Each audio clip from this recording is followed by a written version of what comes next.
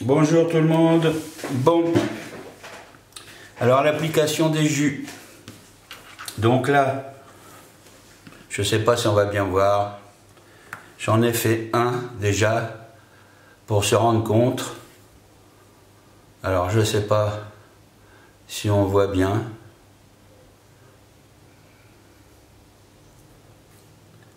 La différence avec celui-ci. Voilà.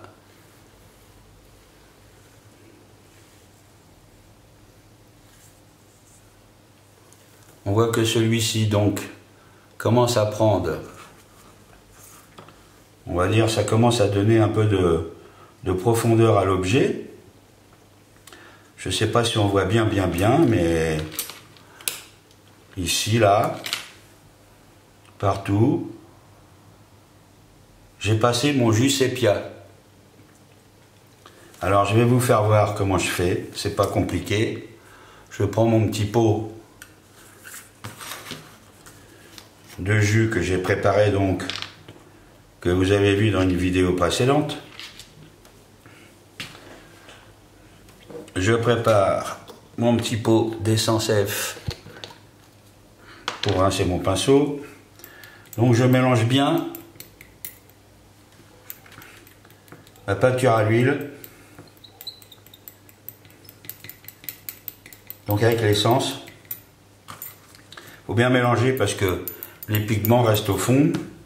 Je trempe mon pinceau dedans et je pose, voilà, comme ça. C'est pas dur. Alors, ça court partout. Faut pas avoir peur d'en mettre, hein, parce que quand ça va sécher, il va y en avoir moins.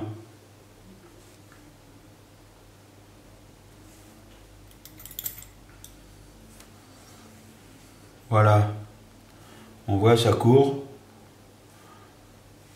Je sais pas si on voit bien, mais voilà. On voit quand même la différence entre ce côté et ce côté-ci, quoique maintenant, ça fait tout le tour, hein.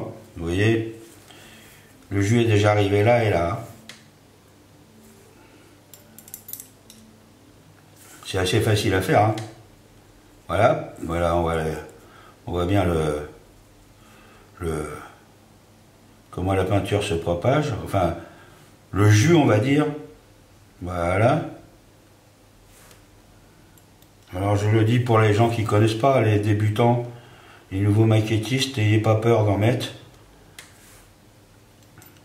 Parce que quand ça va sécher, il va rester que les pigments.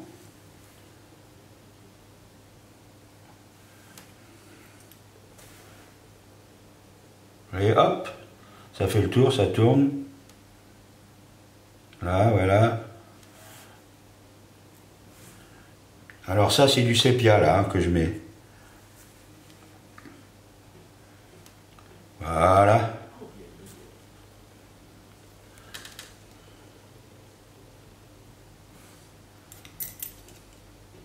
Continue. On en fout un petit peu partout.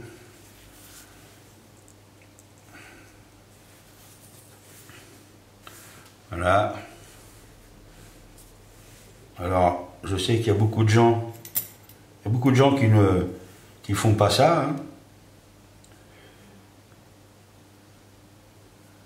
Ça va donner du volume à la pièce.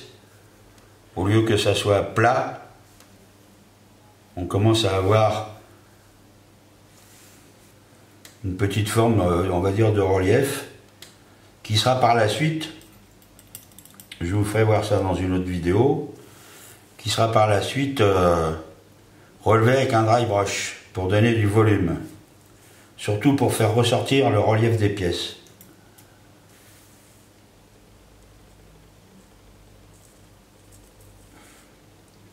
Voilà.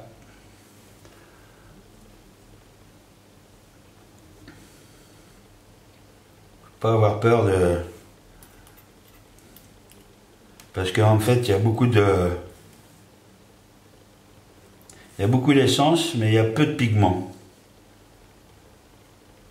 C'est pour ça d'ailleurs qu'il faut avoir des huiles assez fines pour qu'elles se diluent très bien dans l'essence. Enfin moi je mets de l'essence F, pas de l'essence F, je veux dire, je dis des conneries. Dans l'essence de pétrole. Voilà. Rectifier quand même. Voilà. Là, ça rend bien, ça commence à rendre. Voilà, donc on laisse sécher. Parce qu'une fois que c'est sec, il y en a beaucoup moins. On le voit beaucoup moins. On voit la différence là. Je ne sais pas si vous voyez bien avec à la caméra. Mais bon. Pendant que j'y suis, je vais aller chercher le train avant.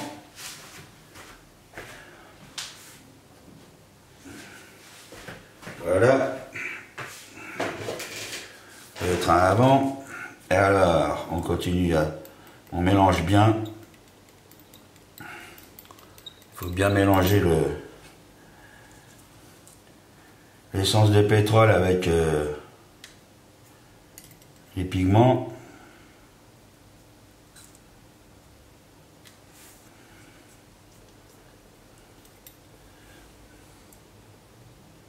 Hop là. Alors là, vous en avez un peu trop, hop, vous reprenez, vous l'enlevez, hop, vous la pompez. Voilà. Faut laisser juste ce qu'on a besoin. Après, chacun fait comme il veut, hein, c'est en fonction de ce qu'on aime. Après, pour faire ressortir, avec le dry brush, pour faire ressortir le relief, c'est bien d'avoir quand même un bon jus au départ, qui va donner du volume final à la pièce. Pas avoir peur. Bon, je sais qu'il y en a beaucoup qui connaissent, hein, mais moi je fais ça pour les débutants, les jeunes qui n'ont jamais utilisé ce principe, qui n'ont jamais fait ça. Ça leur permet de voir, quand on parle des jus, bah, ils sauront de quoi on parle.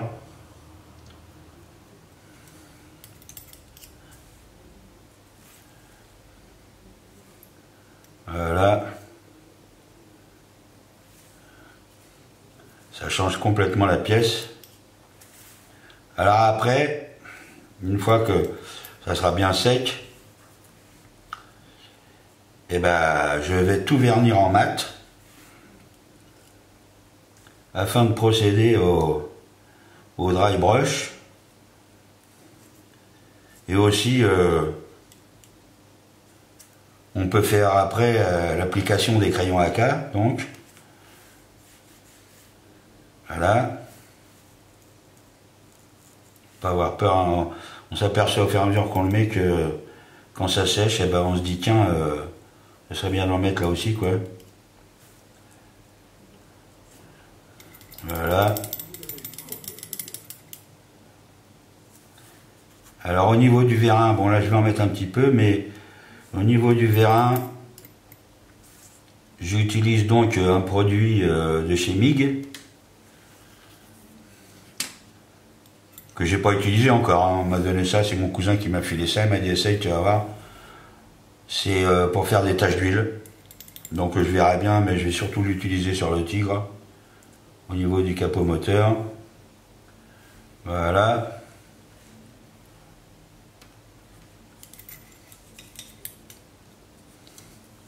Ah bah ça commence à prendre forme tout ça. Là. Voilà.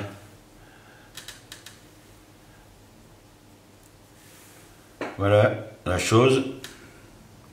Je sais pas si on la voit. Pardon, je quitte l'écran. Voilà ce que ça donne.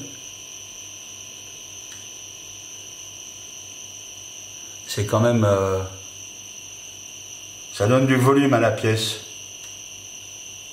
Après, ça sera encore mieux une fois que Le dry brush va être fait.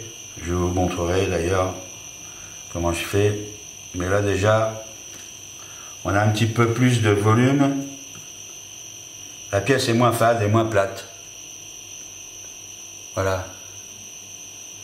J'espère que je suis pas trop sorti du champ de la caméra pendant que je faisais ça. Voilà. Bon. Et ben je vous ai fait voir comment je faisais. Maintenant, il y a différentes manières. Hein. Il y a des gens qui font autrement. Je sais pas. Moi, je fais comme ça.